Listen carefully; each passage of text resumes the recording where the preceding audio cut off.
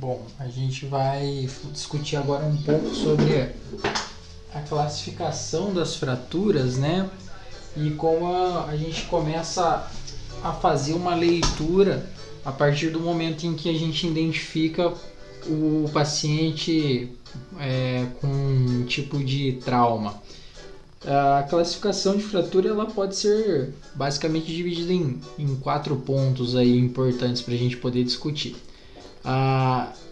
O primeiro ponto, não menos importante, é o deslocamento, né, desses fragmentos maiores e a sua estabilidade, se é uma fratura estável ou se ela teve um deslocamento e ela está instável, né?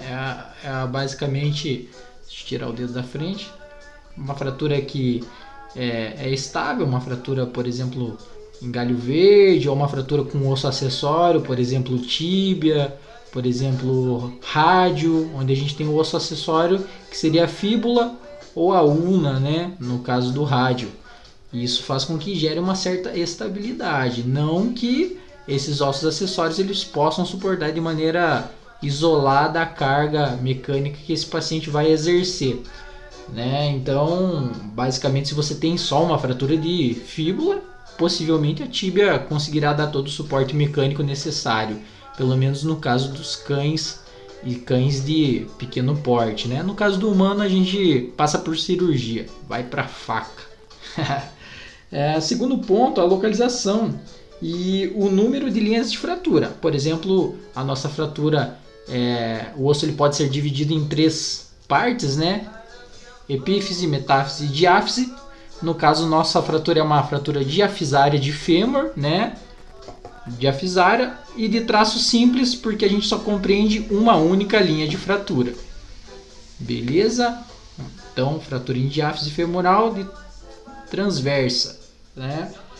O terceiro ponto é caso os fragmentos fraturados eles possam ser reconstruídos ou não, né? E isso vai fazer com que a gente entre dentro de uma classificação que se chama fraturas redutíveis ou irredutíveis.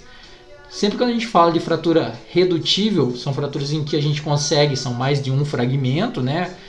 Por exemplo, aqui a gente tem 2 fragmentos, é uma fratura redutível de fêmur, uma fratura transversa redutível de fêmur. Aqui meu fêmur estava até com desvio angular, a cabeça dele estava lá para cima, coitado.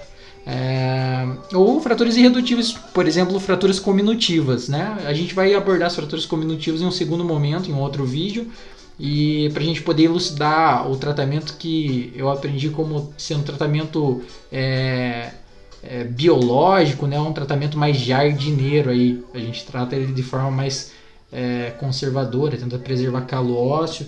Enfim, a gente vai chegar nesse ponto ainda. Mas primeiro vamos falar sobre o tratamento mais agressivo para a gente reconstruir coluna óssea, que são fraturas de traço simples.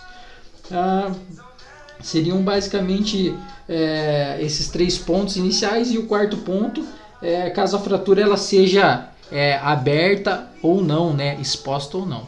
A gente começa a classificar a fratura sempre a partir desses pontos, né, desses 4 pontos que eu comentei. E aí a gente entra dentro da biomecânica que a gente vai discutir na sequência.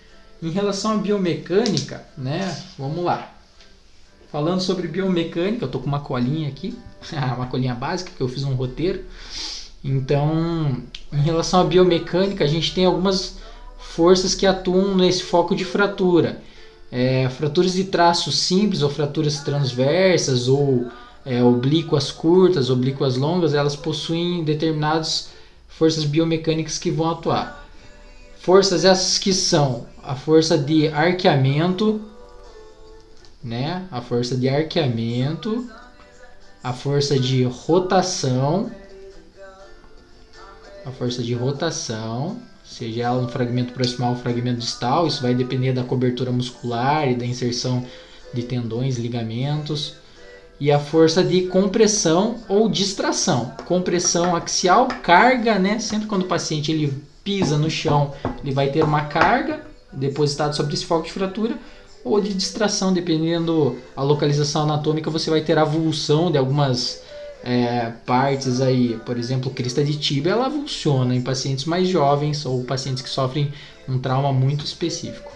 Em relação às forças biomecânicas, então a gente vai ter que tentar eliminar essas forças, pelo menos de 2 a 3 forças biomecânicas que vão exercer sobre esse foco de fratura. A gente tem normalmente essas forças biomecânicas combinadas, né? A gente nunca vai ter uma única força atuando de forma isolada, a depender de casos muito específicos, mas isso aí foge à regra. Mas normalmente dentro do padrão habitual, a força de arqueamento ela vai poder estar presente com a força de compressão axial. Então vai fazer um cisalhamento em fraturas transversas, por exemplo. E então fraturas que possuem traços simples, elas vão sofrer essas 3 forças, e essas 3 forças vão atuar de maneira a se sobrepor, né? Então por isso que é importante a gente fazer a identificação desse traço simples ou desse traço complexo. A partir do momento que a gente tem essa identificação, a gente vai entrar dentro do possível tipo de tratamento que a gente vai executar nesse tipo de fratura, ou no tipo de fratura de traço mais complexo, por exemplo, uma fratura cominutiva ou uma fratura complexa redutível. Basicamente seria isso as forças biomecânicas. Tem mais forças biomecânicas que atuam sobre o foco de fratura, mas essas são as que eu vou comentar para a gente tentar brincar um pouco aí nesse vídeo e conversar sobre esse assunto. Então, relembrando, força de arqueamento, força de rotação e força de compressão axial ou distração, né? Distração vai para lá, compressão ele vai apertar.